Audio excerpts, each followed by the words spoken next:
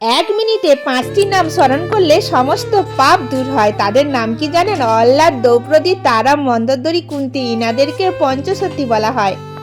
আবারও এটা আমি জানতে পেরেছি একটা ভিডিওতে, বলেছেন এরকম মানুষের মুখ দর্শন করবেন না। হ্যাঁ, ঠিক শুনেছেন।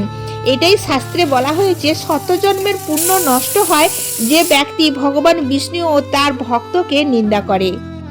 যতটুকু আমি জানি ততটুকুই আমি বললাম। এরপরে যদি তোমাদের বেশি কিছু জানা থাকে অবশ্যই কমেন্টে লিখো।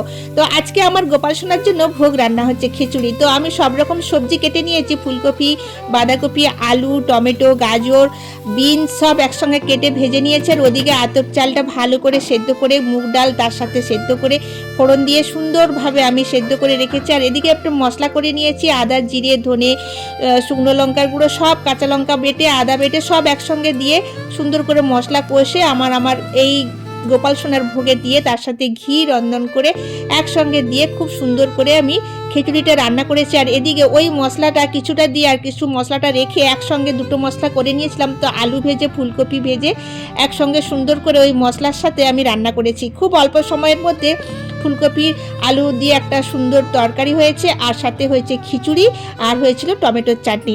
এটাই আমার গোপাল সোনার জন্য ভোগে রান্না করেছিলাম। তো দেখো তো আমার গোপাল সোনাকে ভোগ দর্শন করো তোমরা সবাই। আমার গোপাল সোনাকে ভোগ দিয়েছি। অবশ্যই আমার গোপাল সোনার ভোগ কেমন লাগে তোমাদের অবশ্যই কমেন্টে জানাতে ভুলবেন না।